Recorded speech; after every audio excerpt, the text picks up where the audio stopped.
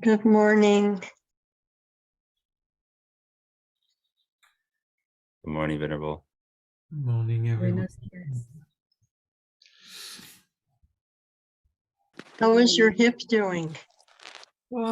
Okay. Getting old.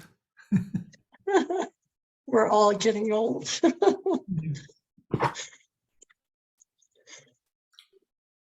Okay, you know. Now I sit in Maitreya's posture. Well, now it's not anymore the 7 pose of Vairochana. For me, 7 pose of Maitreya. Mm.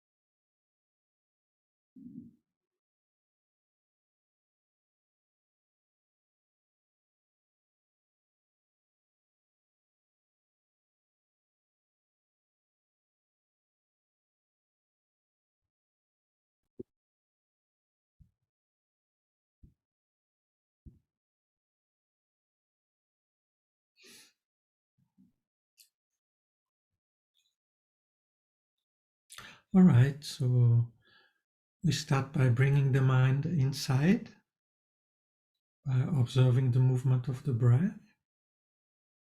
Either that, or if you prefer the round breathing, whichever is more suitable for you.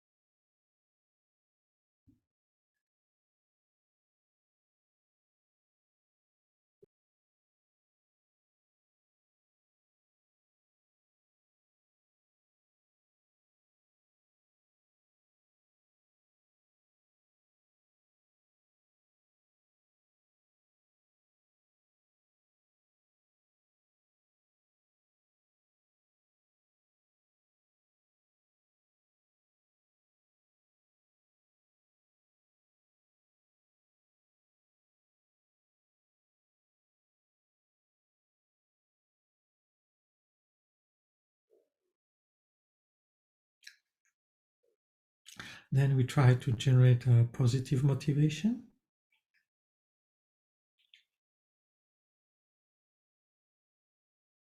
like remembering that we travel from lifetime to lifetime.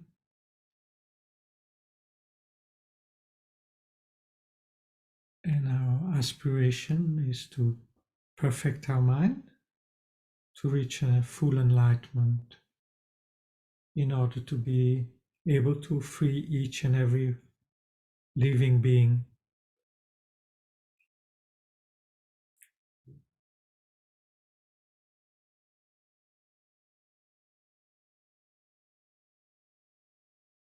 So the ultimate aim of our life is to be able to free each and every living being by ourselves.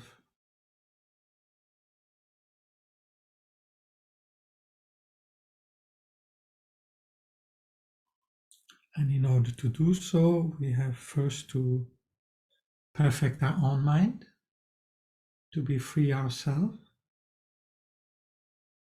in order to free others.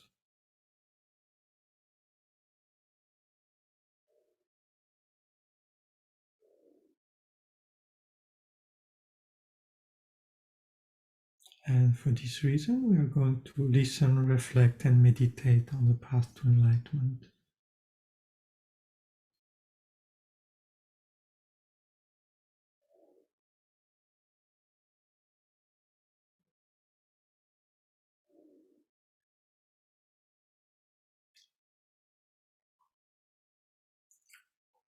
All right, so far we covered the Guru Yoga of Lama Tsongkhapa.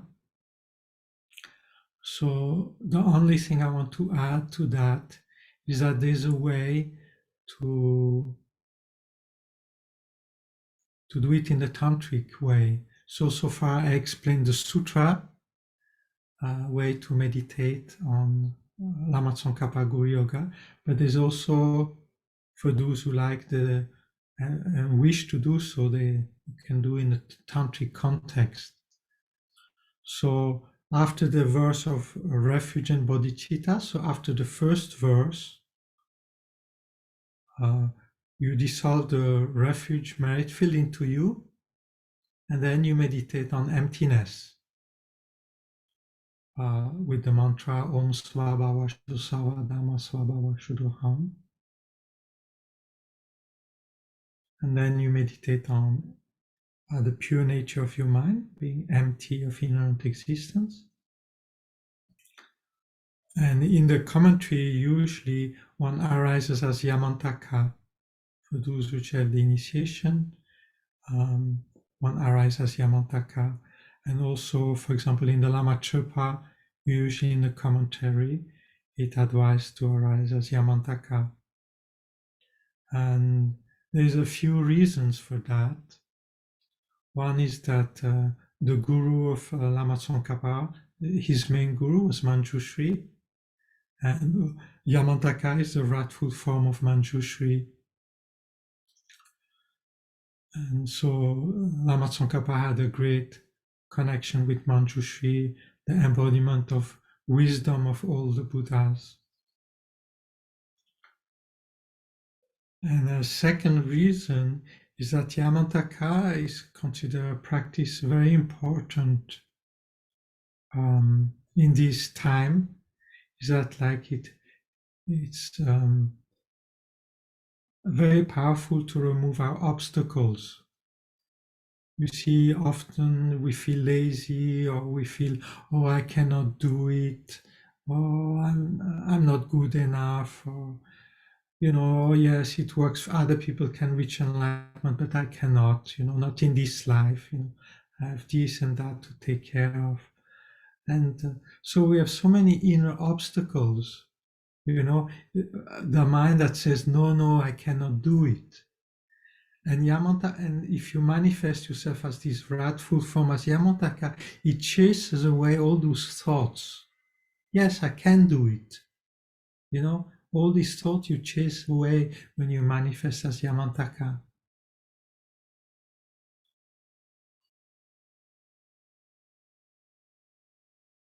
So it has this form where you take this wrathful manifestation to chase away your affliction, and then Yamantaka also increase your wisdom because it's connected to It's actually an aspect of Manjushri, so it helps to make your mind sharper and to understand emptiness quicker.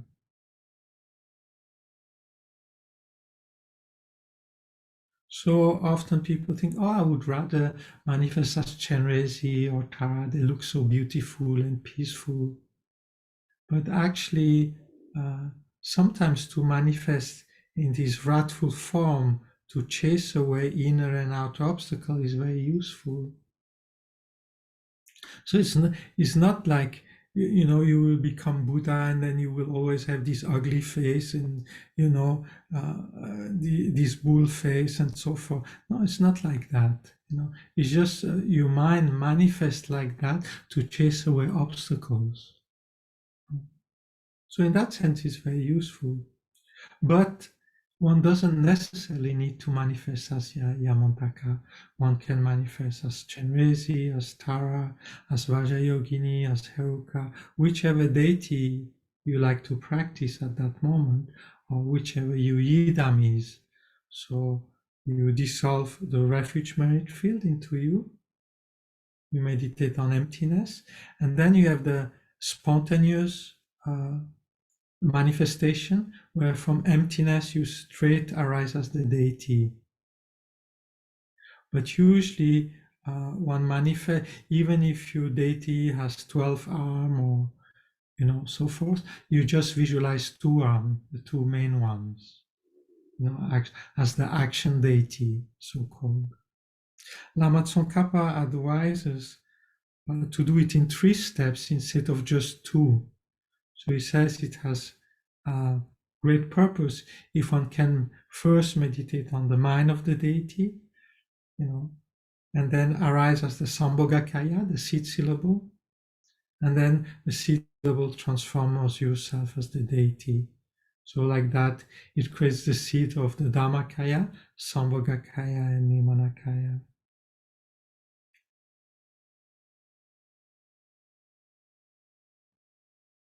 And then one does the 4 immeasurable, and one does the whole practice by visualizing oneself as being the deity. It's not indispensable, but because it's also can be done in the sutra context, so you can be as an ordinary person, but you can also do it like that, if you so wish.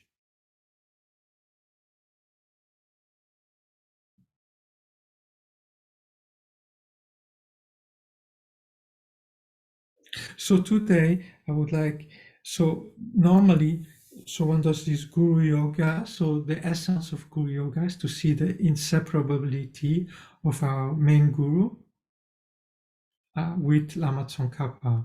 So that's what Guru Yoga, the essence of Guru Yoga is. So in Dhammakaya, there's no distinction between Lama Tsongkhapa and our root Guru.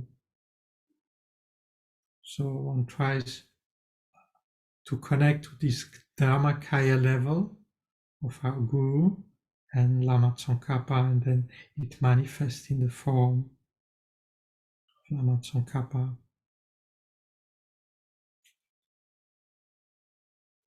So in the commentary on Mahamudra, so the first stage is this Guru Yoga, purifying, accumulating merit, and then making hundreds of requests to the Guru to bless one's mind. So that one does by reciting the Mitsama prayer, like a mantra, and then focusing on the quality and kindness of the Guru, so to open our heart and receive blessing. Then one absorbs the Guru in one's heart, and for a little while one tries to merge one's mind with the mind of Guru. One imagines that, and then one rests. One tries to feel or experience that merging for a little while. After that comes the practice of calm abiding. So in general, there are countless objects to develop calm abiding. and they are all valid and they all serve a certain purpose. In the Mahamudra practice, the object for developing calm abiding is the nature of the mind.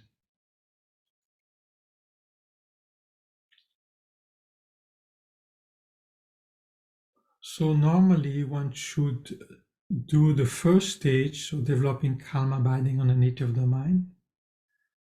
In the commentary, it's explained you have to meditate on the conventional nature of mind until you develop calm abiding, until you develop shine. And once you have shine, you meditate on the emptiness of the I and emptiness of the I. So it means that you cultivate the conventional nature of the mind for quite a long time.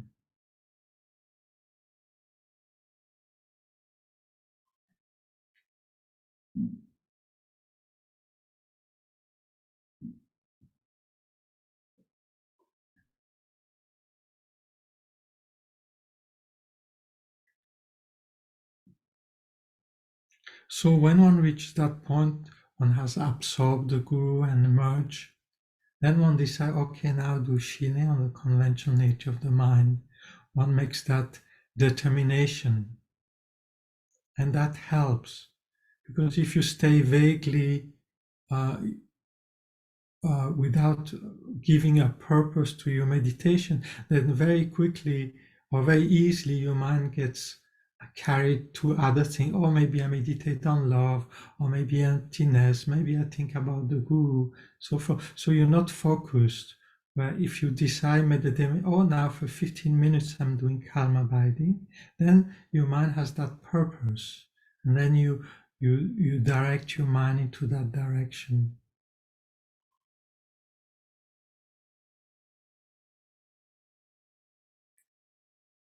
So today I would like to do some advertising, some advertising towards calm abiding.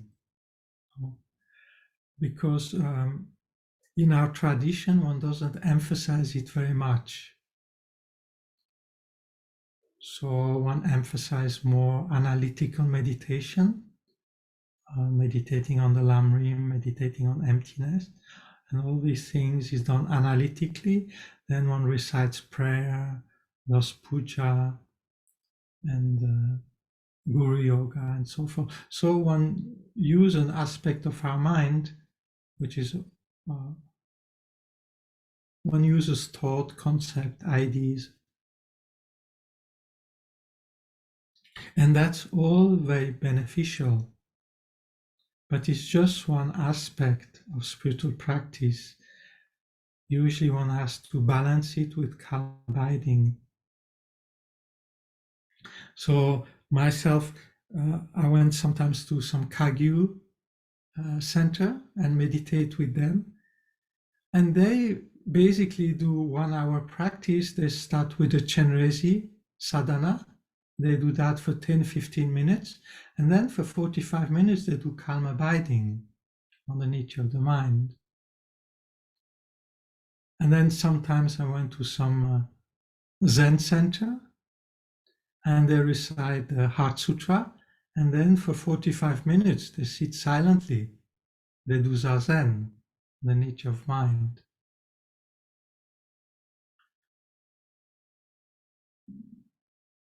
So in other tradition, Buddhist tradition, the practice of calm abiding is more emphasized than in our tradition.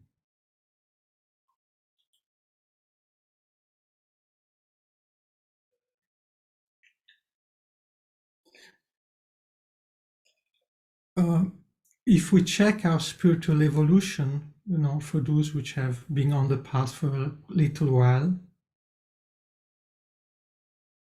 we can see that how our mind has developed.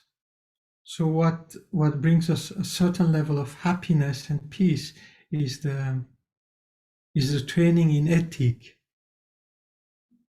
Right, so if you don't harm other and you live a wholesome life, there's a satisfaction, a peace that comes from that. And then living with a good heart, being kind to others, being gentle, being loving, that's another level which brings peace and happiness in our life. And then with the Lam Rim, we have some kind of vision of the path, of the first capable being, second capable being, and third capable being. So first training in ethic, taking care of karma, then aspiration to become free from cyclic existence, and then trying to benefit others with bodhicitta and the sixth perfection. So yes, we live within a path. We have a vision of our life. Our life is within a context which is bigger than just material benefit for this life and pleasure for this life. So that again brings a certain level of satisfaction, of happiness.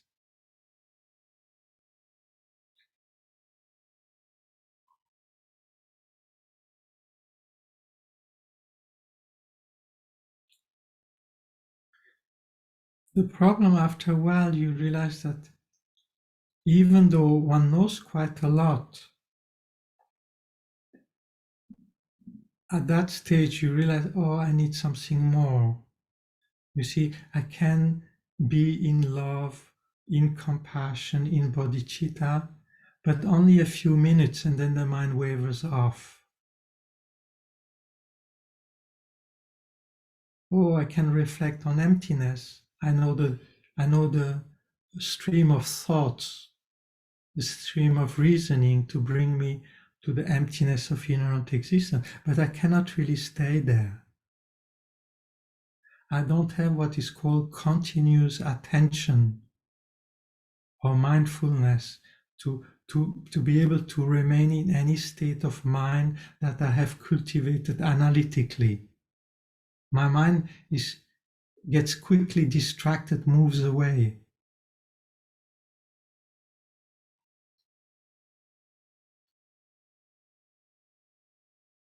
Same thing, I practice deity yoga, I visualize the guru in front, meditate on his quality, kindness, but I cannot keep him there for very long. I arise out of emptiness as the deity. Again, my mind is scattered. I cannot remind them very long. So there's a quality that misses in our mind. There's the quality of stability, the quality of being able to remain in any state of mind that you decide. So this comes by training in calm abiding.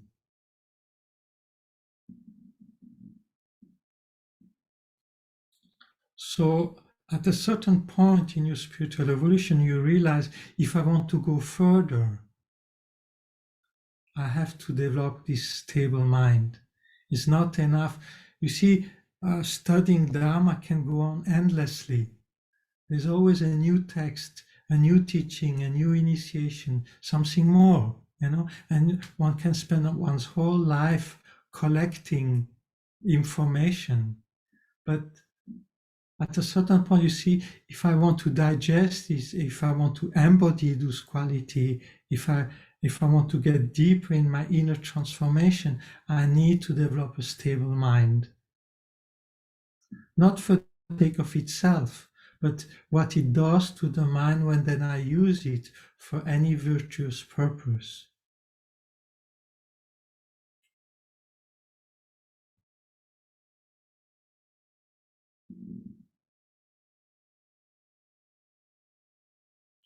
So in the Mahamudra text, it explains two ways to develop this calm abiding. One is the tradition that comes from Maitreya, that explains 5 folds with 8 antidotes, and when you progress to the 9 stages. So this we have all heard many times, right? So this is explained in any extensive Lamrim or in separate books.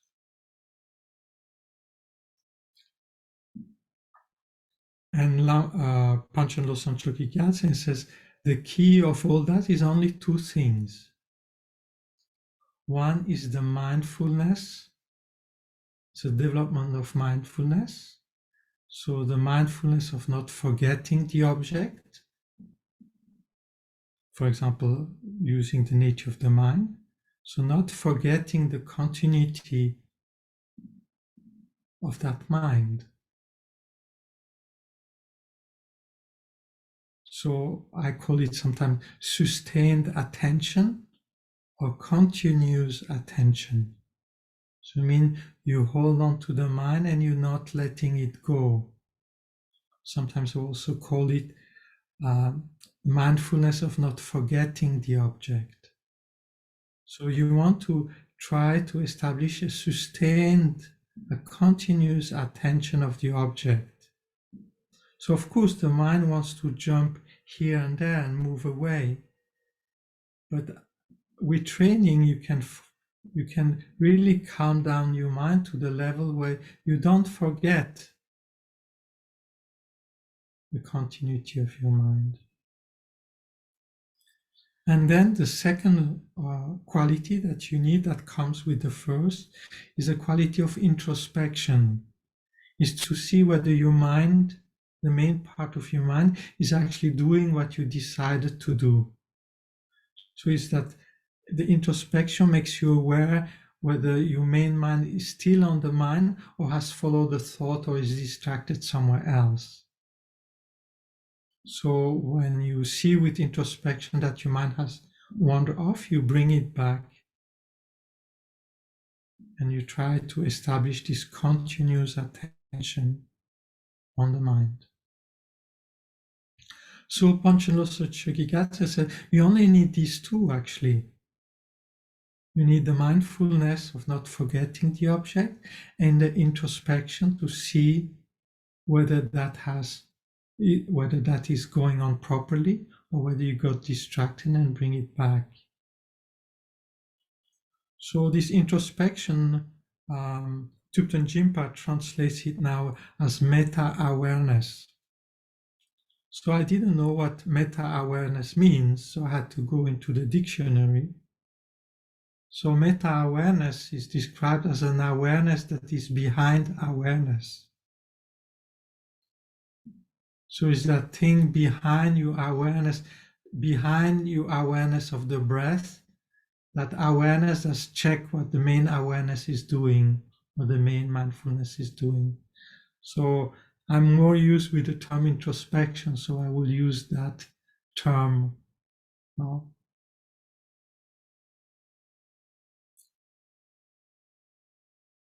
Now, when one does analytical meditation, so one puts the head up, one looks on one side, one looks down, looks at the text, and look at the left, look at the right.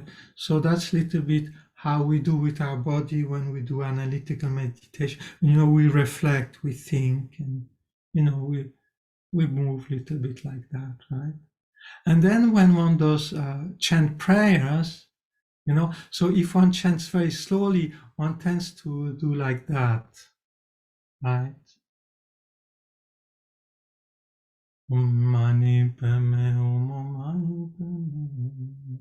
And then if one chants quickly, one tends to do like that.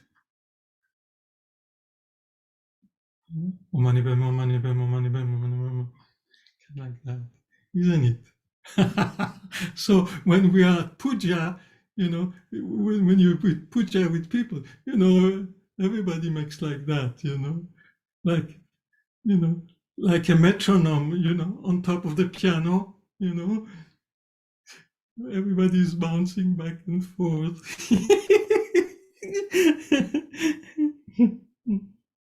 So depending on the practice we do, we do differently with our body, right? So when one does shine, that's different. So when you do shine, you put yourself in a 7-point posture of Vairocana. So you see, when you do Lama Tsongkhapa Guru Yoga before, so while you chant, you can bounce back and forth. And then when you recite the Mitsema, you focus on the Guru, so you tend to put your head up like that, kind of that. So, but then you absorb the Guru into your heart, right? And then for a little while, you merge your mind with the Guru, you feel that union with your mind, with your Guru, right? And then you decide, oh, now I'm going to do Shine. Okay. So then you put yourself in the 7th point posture of Vairocana. Okay. So the legs, usually they say it's best to sit in the lotus pose. But for us, so some people are good at yoga and things like that, can put themselves easily into lotus pose, but for most of us it's difficult. So if you force yourself to sit in lotus pose and your body cannot do it, then actually you can damage your knees and your hip. So be careful, don't force yourself to do something like that. No, I had that mistake. I did that in my 20s, and then when you reach your 40s, 50s, then you realize, oh, that maybe wasn't so skillful. So some people can naturally easily sit in lotus pose. Other people more difficult. So then you sit in half lotus pose or just cross-legged. Whatever is convenient for you, or in a comfortable chair, because the legs is just one. You have 7 points, right? So the legs are just one. So if you can have the 6 other, it's fantastic. So then the second one is to put the hand, the right hand on top of the left one with the 2 thumbs touching, right? And then you put that at your navel, right? So before, I didn't have a belly, so I could put it quite straight, tucked in, and was quite now with the belly, sometimes I don't know whether I have to put it below the belly, in front of the belly, or above the belly, right? So I have a new problem arising, So usually, I find a way that, so yeah. So with the belly, you cannot have it in front of the belly because somehow you're not aligned, right? So if the hands are too far in front, it doesn't really work. So through experience, you see where it feels comfortable. And the 2 thumbs touching. So actually all these things, this pose, brings the wind into the central channel. You see, all these elements are important. They do something to the mind. So the mind becomes lighter, the mind becomes more peaceful, and then it's easier to develop calm abiding. So first the leg, second the hand, and then third the spine. So you try to put your spine straight, but not straight like an arrow, but with the curves of your spine. You leave your spine naturally, and then the 2 shoulders are relaxed. So you move a little bit your shoulder if needed, so that there's no tension there. And then your eyes normally should be half open, like Chenrezig or like Tara, can half open and following the direction in front of you of your nose, kind of like that. So the point is not to look at something, but to let some light come in, and that prevents dullness from arising. So usually after a while, because you focus on the mind, you even forget that your eyes are open.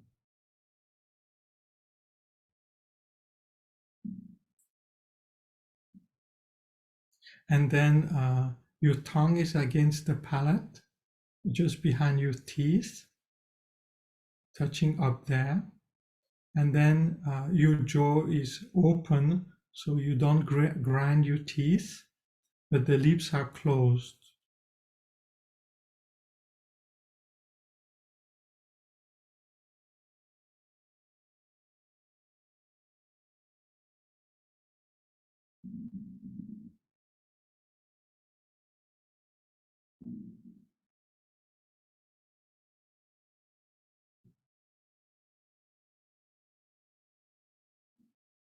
So just sitting in that pose does something to the mind.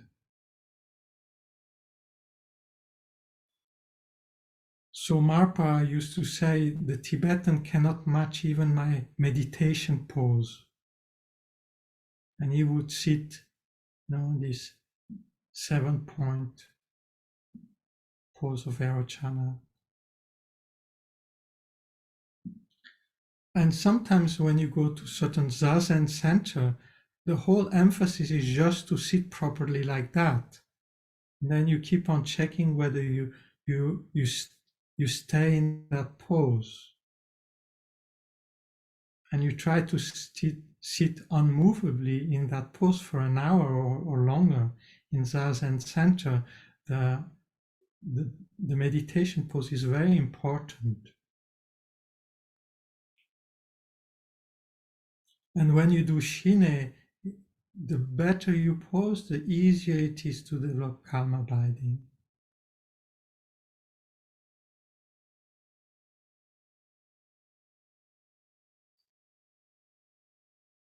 So you go to this 7-point, you put yourself in that position, and then you don't move. So you don't bounce back and forth or move your head up and down or left and right. You try not to move. But your body should be completely relaxed. There should be no tension in any of your muscle. So your muscle ligaments are completely relaxed.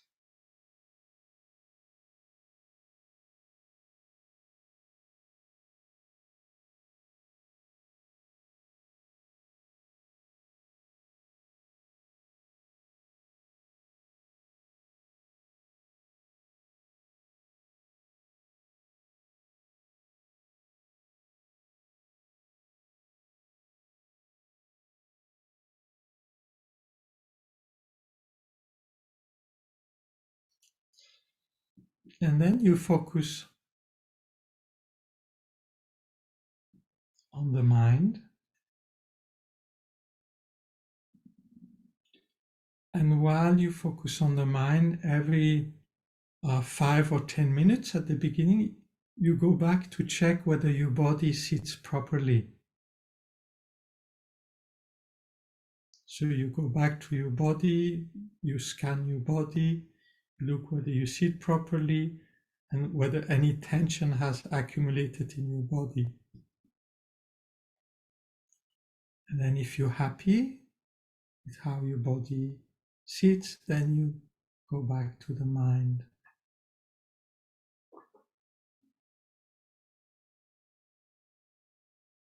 So I think at the beginning of Shine, to be aware of your body is very important. So the better you sit, the easier it is to develop sustained attention.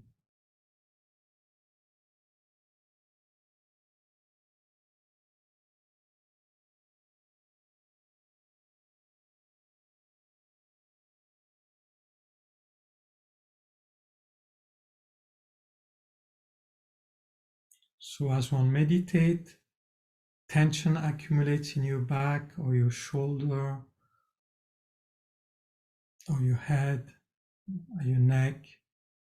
So you have to go back to the body and relax those tension. Adjust your position.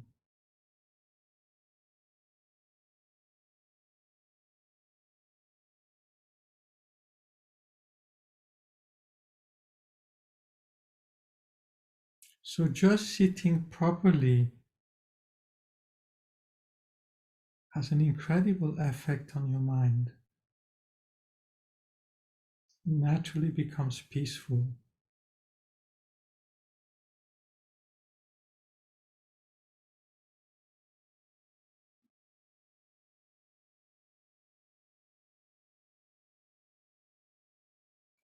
And sometimes one describes an 8 pause of Vairochana, and the 8th point is then to watch the breath.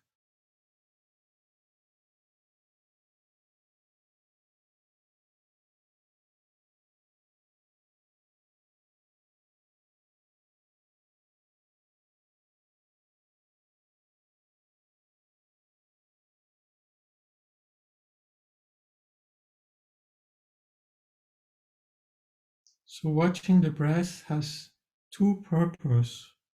One is an antidote to all mental affliction.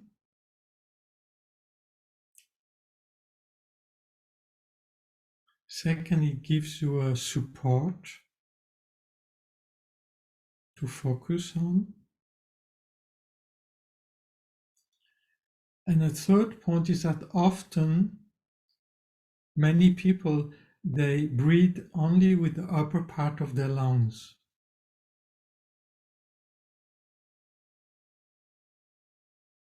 So you become aware when you breathe in, you breathe in the upper part first, then the middle part, and then the lower part.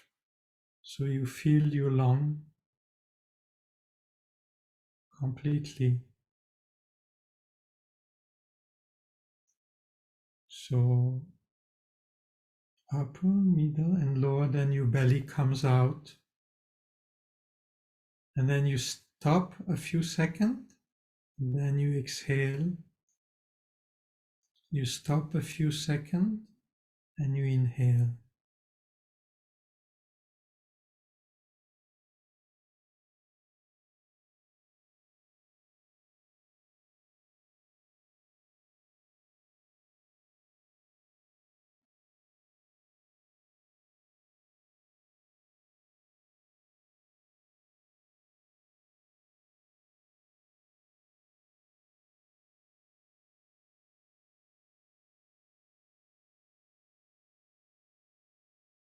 So in certain texts, it advised to do 21 breaths before going to your object of meditation. But for us, that's quite long. So we could do 7 breaths.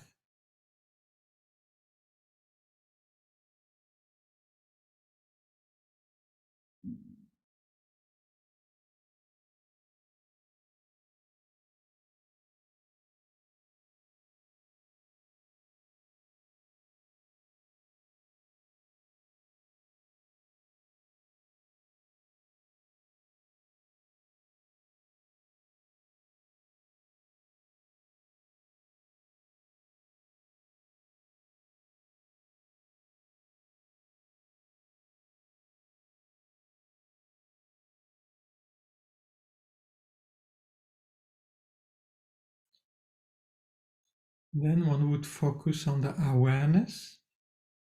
So the awareness that was watching the breath, that's the mind.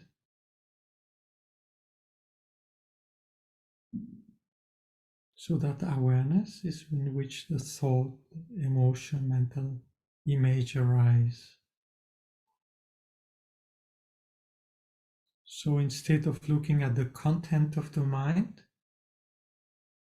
you look at the mind itself, the space in which the movement arises. And you try to establish a continuity of holding that space.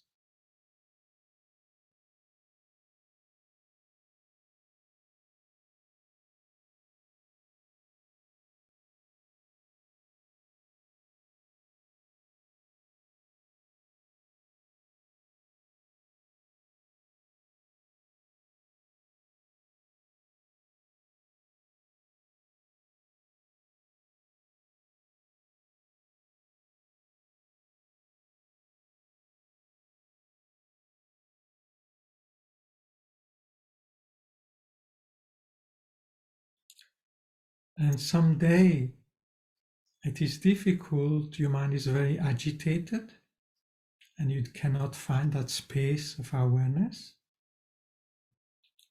So then it is good to go back to the body and go back to the breath.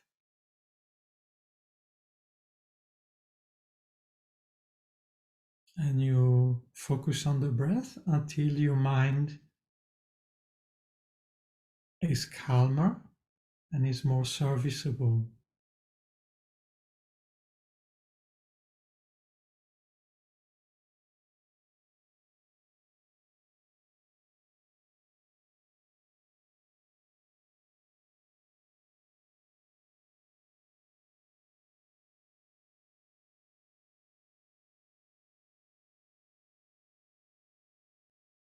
So you have two mental faculties that you develop.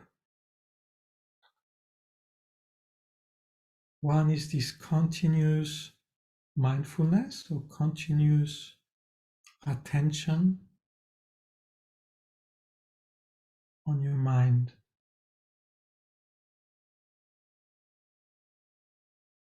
Then behind that, you have the introspection to see whether you actually focus on the mind or have followed the thought. So when you realize that the mind has followed the thought, you simply bring it back to the mind.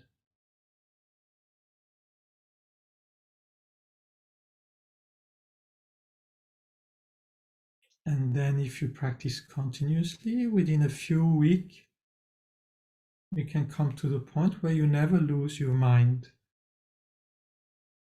You can develop a continuous attention. Even though you have subliminal thought and subliminal dullness, it doesn't take you away from your stream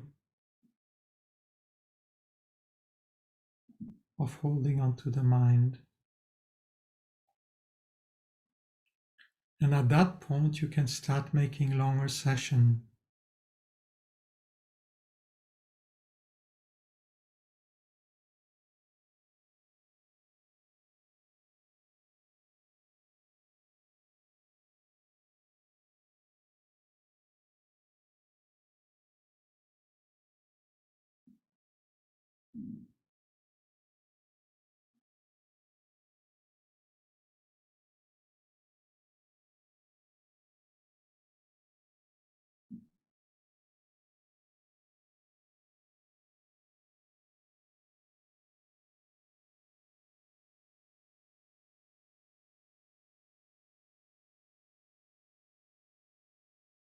All right. So 2-3 minutes break, then we do the actual practice. That was just the introduction.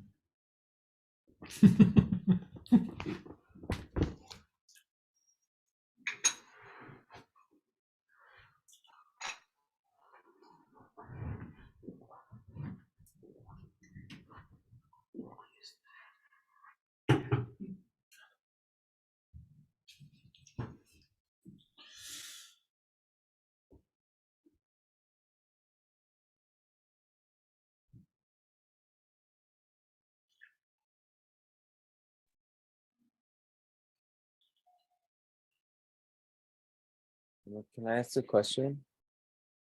Sure. Yeah. So when we are concentrating at first, what is the concentration? Because you said the breath at some point, but you're saying concentrating on the mind. I feel it to be very vague and abstract. So is there, any insight there? Yeah. I explained it maybe, I think 2 sessions ago. So, but I will explain it again when we do the meditation, okay? Thank you. Yeah, so at some point one checks the position and then one focuses on the breath, right? And then one goes to the nature of the mind, right? But sometimes one bypasses, one goes from the, absorbing the guru in the heart and meditating. One goes straight to the space-like nature of the mind, and then one while doing that, after a while one checks one's body and the breath, kind of like that. So there's not necessarily just one way of doing it, right? Yeah.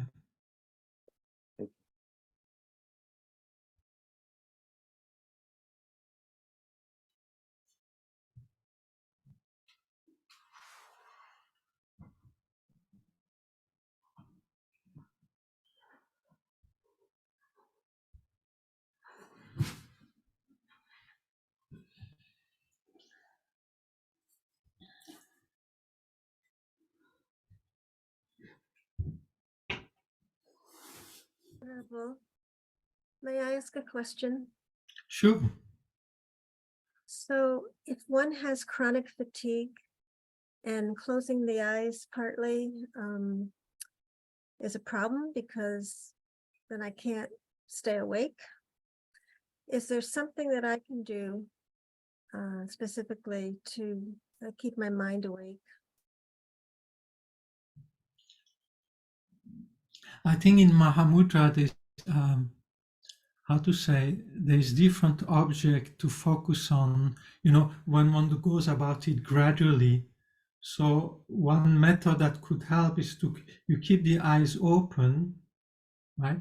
And then you focus on the space in front of you, then the space behind you, then the space on your left, the space on your right, and then the space around your body, in all 360 direction.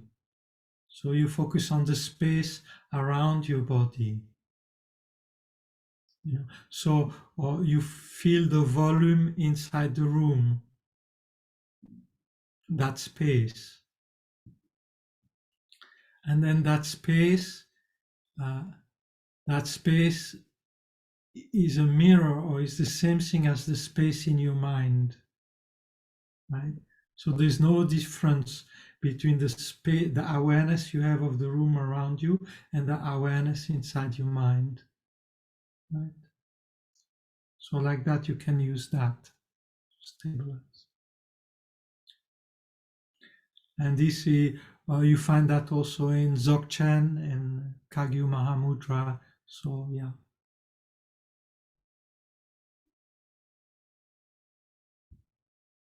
Okay, so we start with the Guru Yoga.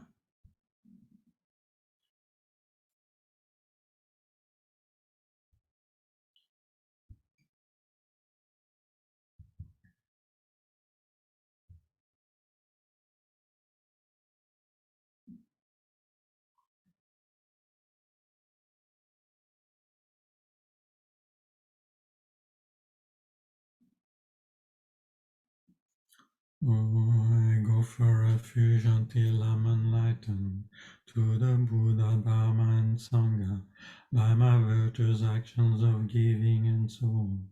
May I become a Buddha to benefit all living beings. I go for refuge until I'm enlightened to the Buddha, Dharma, and Sangha by my virtuous actions of giving and so on. May I become a Buddha to benefit all beings.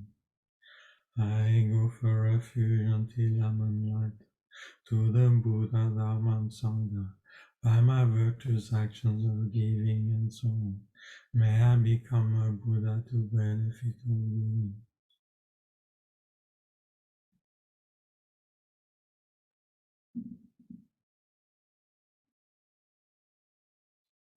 May all beings have equanimity, free of attachment and aversion. May all beings have happiness and the causes of happiness.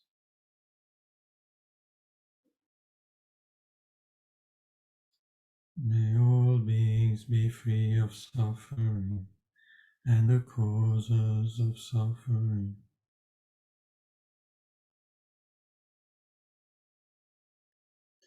May all beings find good rebirth and the bliss of liberation.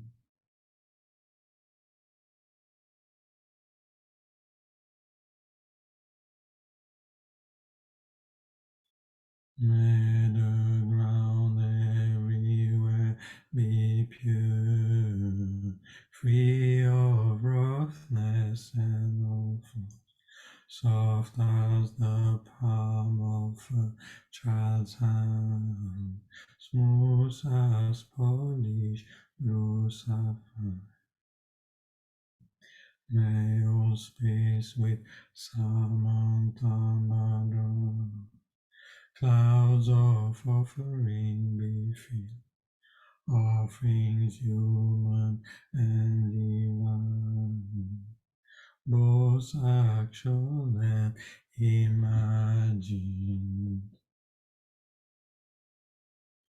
Om Namo Bhagavate Vajrasavarana Bhagavate Adi Samyak Sambuddhaya Kayana Om Vaja Vaja Maha Vaja Maha Desa Vaja Maha Vidya Vaja Maha Bodhicitta Vaja Maha Bodhi Manobha Samkramana Vaja Savakama Avarana Vijata Vaja Yesu Om Namo Bhagavate Vajrasavarana Ade Samyak Sambuddhaya Kayana Om Vaja Vaja Maha Teza Vaja Maha Vidya Vaja Maha Bodhicitta Vaja Maha Bodhi Manana Savagama Avarana Vijodana Vaja Yesu Om Namo Bhagavate Vaja Sahabhavanana Arane Samyak Sambuddhaya Kayana Om Vaja Vaja Maha Vaja Mahavidya Vaja Mahabodhicitta Mahabodhi Mandapa Samkramana Vaja Savagama Avarana Vijodana Vaja Yesu.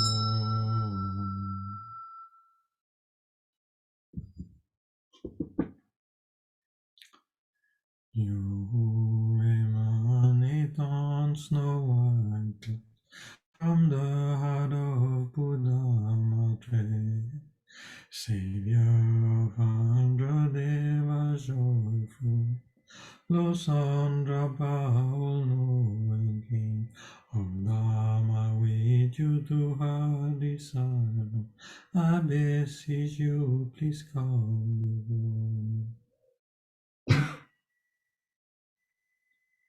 In space on lion throne, Lord to serve, my kind Guru smiling is the supreme field for my faithful mind. Please forever abide and teach us. You holy man knows all phenomena. You fluent speech a sweet melody. For the years of fortunate being, your form resplendent with flame's glow. I prostrate to you who is me, to see, hear, and also adore. Pure water and well-arranged flower, fragrant incense like perfume. Clouds of offering real animals, I offer you supreme on virtues of body, speech, and transgressions of my precepts, committed sins beginningless, all I confess deeply. In these times of degeneration, you made your life highly meaningful. Renounce all the eight worldly concepts, strive for knowledge and realization. In your extensive accomplishment, I rejoice deeply within my heart. Lama in Dharmakayas clear sky, from clouds of wisdom and compassion, please rain down vast and profound Dharma upon us fortunate souls.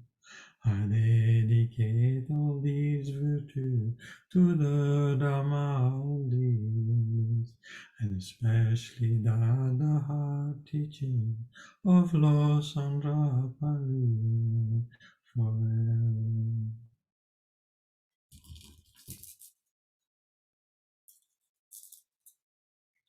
is ground adorned with perfume and flowers, Mount Meru, for worlds on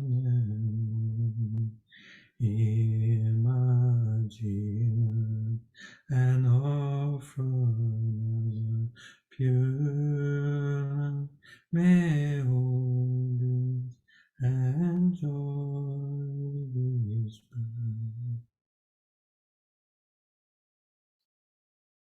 I send forth this jewel mandala to you, my precious one. Imetsewe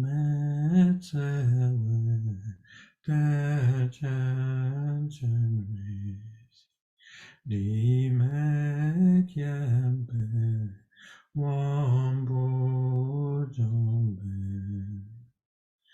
Dumbu Magu Jomze Sawe Yanchen Kembe Tügen Tsongka Dozandaba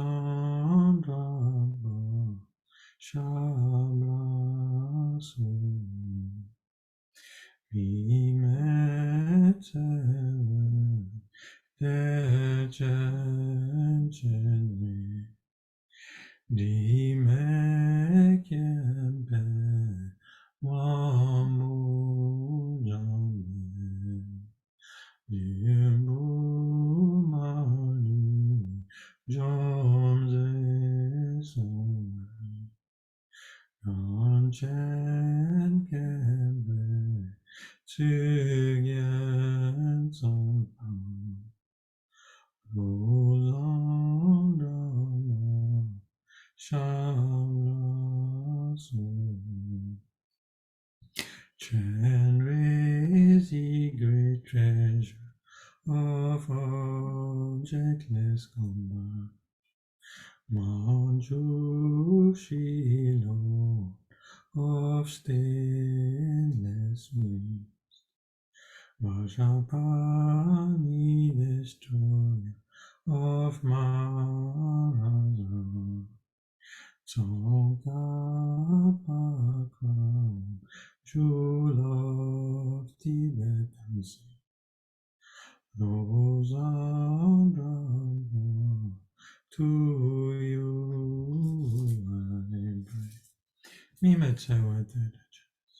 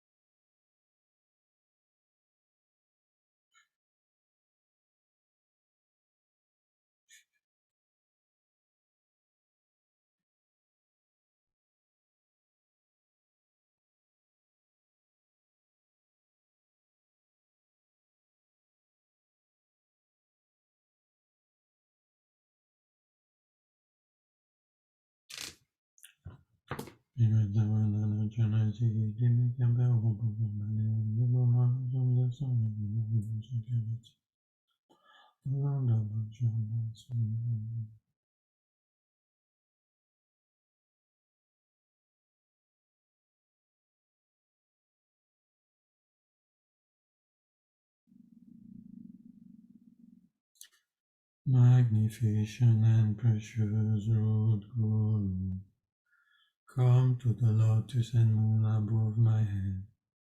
Guide me with your great kindness and grant the realization of your holy body, speech, and mind.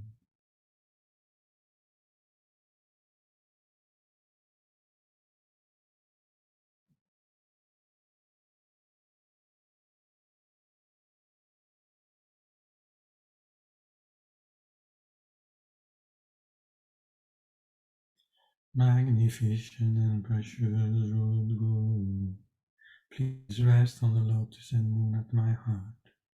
Guide me with your great kindness and stay with me always until I achieve enlightenment.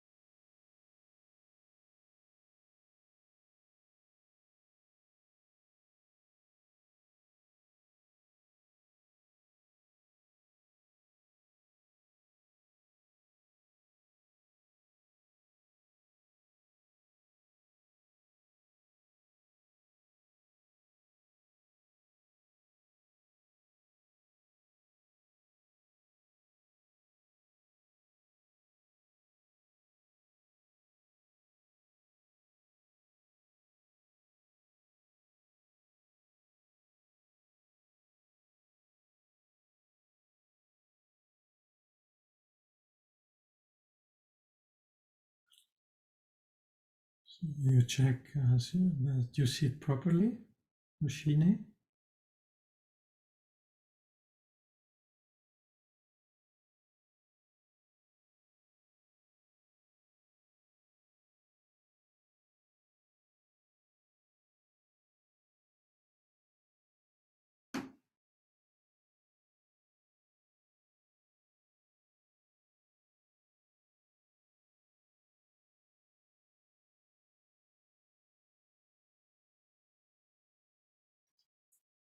And then you make the determination. Now for 10 minutes, I'm going to focus on the mind and nothing else.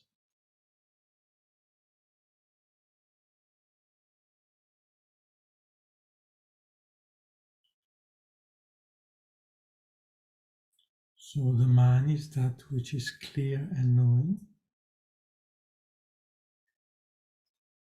So clear in the sense it's a space, it's an awareness that is something immaterial.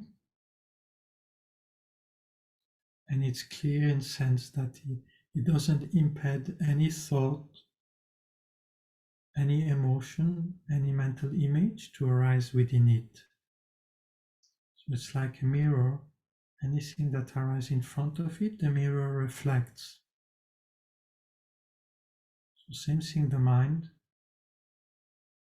Any thought, memory, mental image, emotion can arise within it. So that space that allows these things to manifest within, this is mind, or awareness, or consciousness.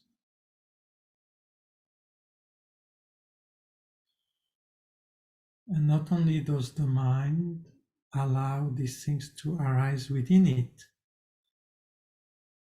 it cognizes them, it is conscious of them, it is conscious of the thought, of the emotion.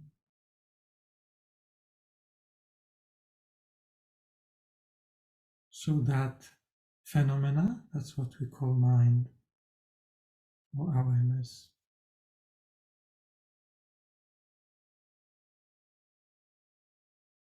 So that space, that's the object you try to develop a continuous attention of. the space that allows thoughts to arise within itself.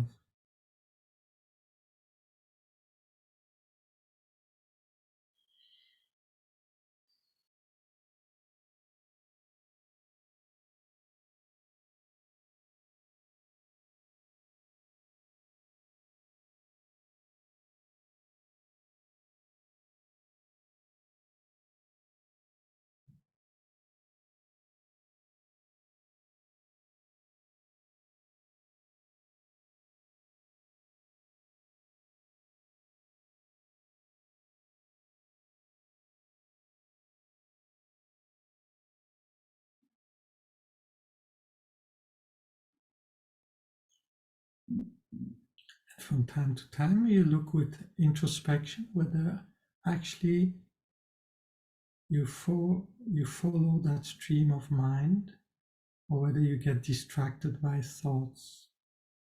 So if your mind gets distracted by a train of thoughts, you simply bring back the mind or your attention to the movement, to the continuity of your mind, of your awareness.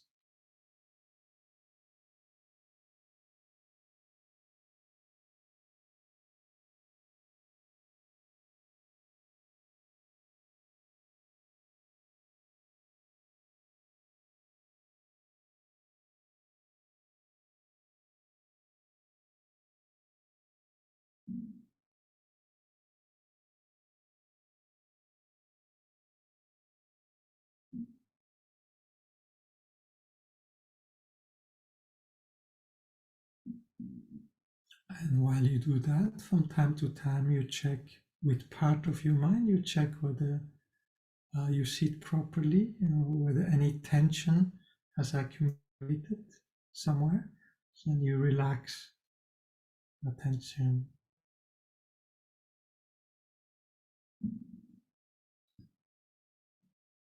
And also from time to time, you're aware of how you breathe. Whether your breathe is gentle and feel the upper, middle, and lower part of your lungs.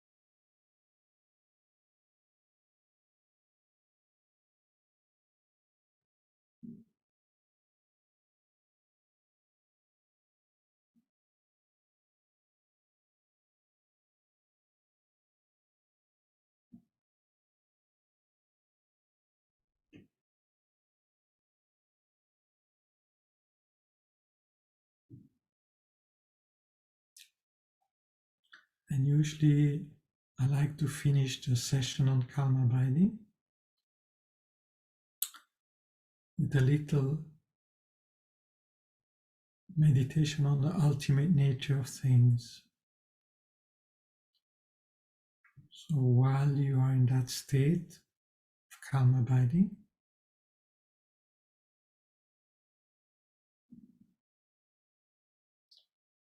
so there is the meditation.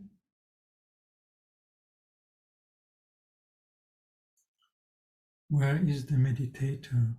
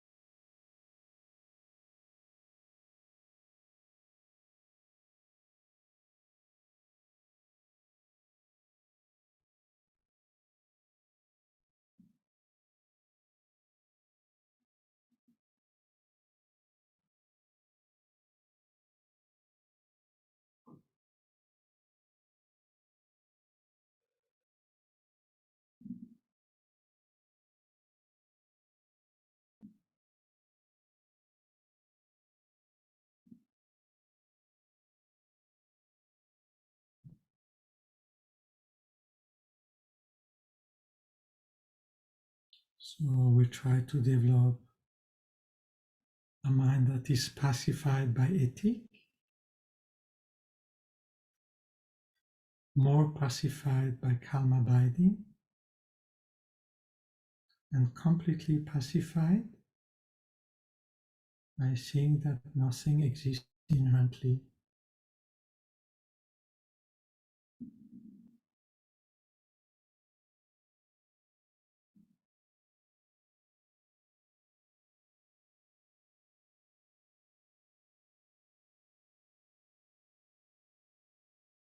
And thereby achieve total peace.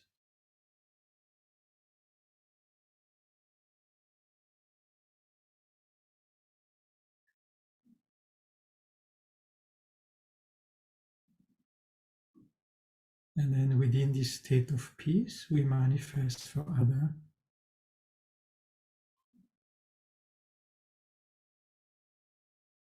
So try to manifest yourself as a light energy body.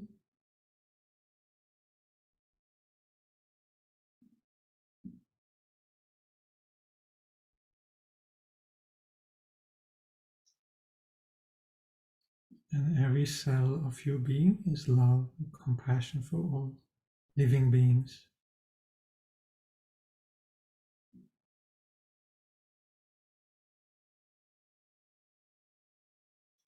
Imagine that you can manifest a replica of yourself that goes out of you and goes to help an animal cross the road.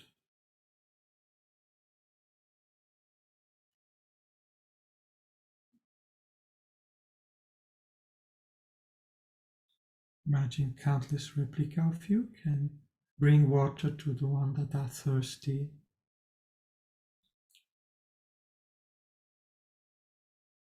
Can bring food to the hungry.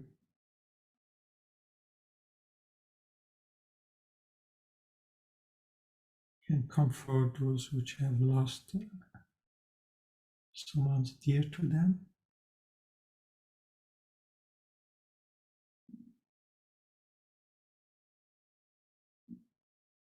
Your love, compassion can send countless emanation, light energy body that helps the world, that help living beings.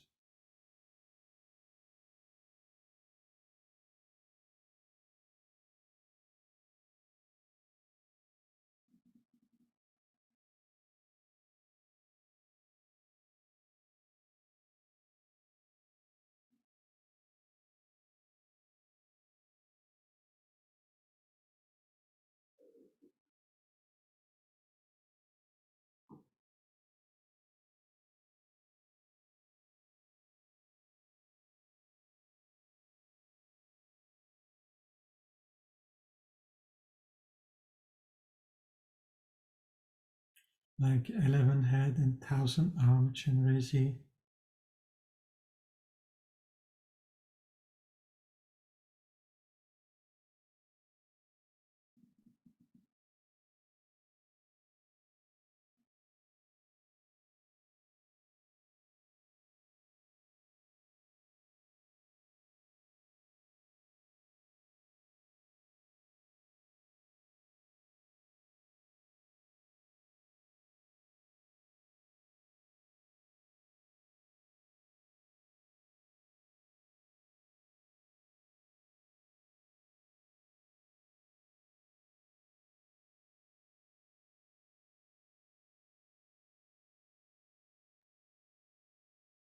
Your whole being is love, compassion, sending out rays of light with replica of yourself that help others.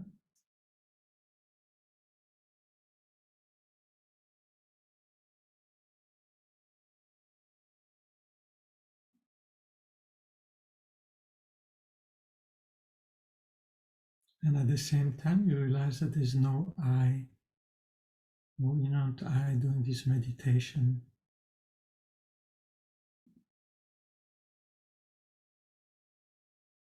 There is the meditation, but there's no I doing the meditation.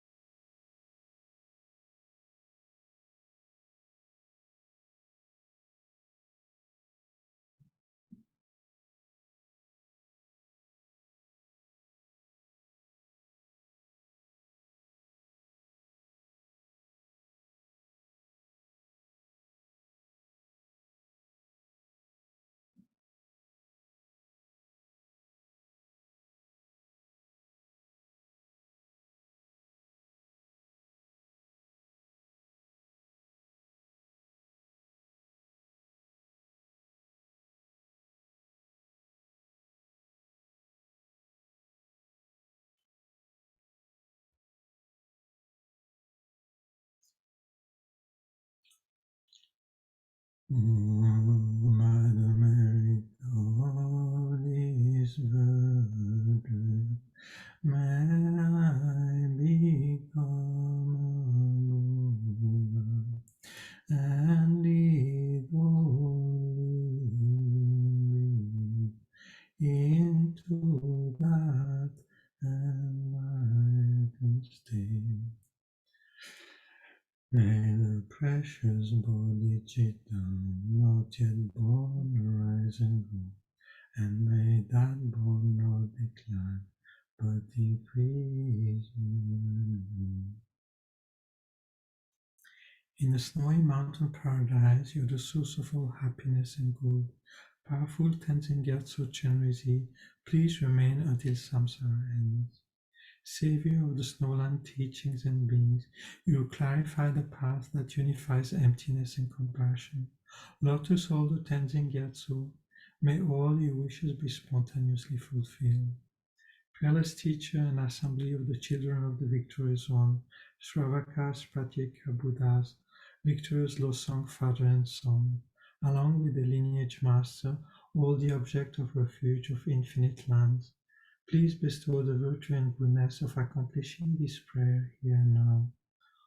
Holding and spreading the Muni's precious and complete teaching, through explanation and practice, you wore the armor of patience that is never discouraged. Incomparable Venerable Guru, to you I make request, while striving single-pointedly for the sake of the victorious one's teaching, the sole gateway through which all benefits and happiness emerge. And for modern living beings who suddenly depart to peace, what a great loss. Nevertheless, to the undeceiving truth of the blessing of the ocean of the three jewels, and the great wave of Bodhicitta of the children of the victorious one, may the smile of a reincarnation swiftly beam in glory for fortunate being disciples.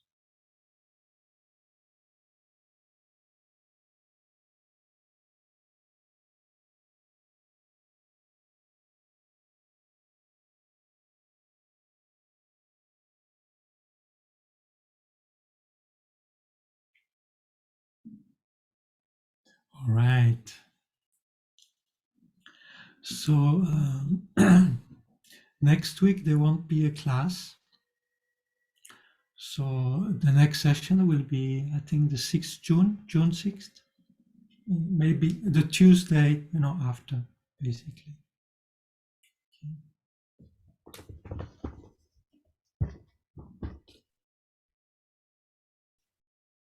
So the idea is that we're going to continue on the base of Guru Yoga of Lama Tsongkhapa. We'll do each session some calm abiding.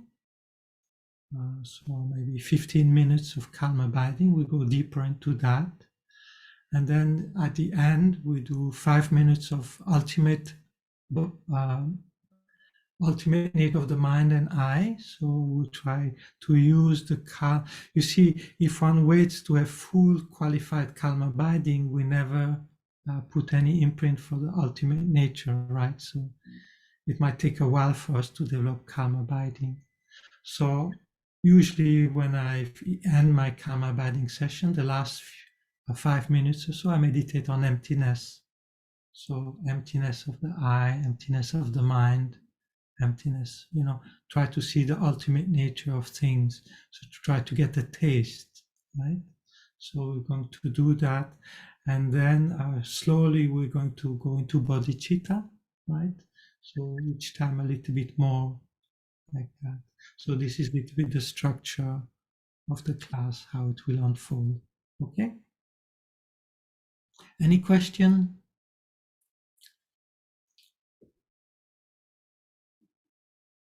I have a question. Can I ask? Yeah. Thank you. Yeah, sorry, I haven't been in the previous classes, so I just wanted to know more about the, you said at the beginning, the practice with Yamantaka and Manjushri. Mm-hmm. That, so does the Yidam practice, is that coming into to this, and like where is that coming in? So it's not necessary. One can do it without it. I just mentioned it for those which practice highest yoga tantra and like to do it, because some people ask, how to combine.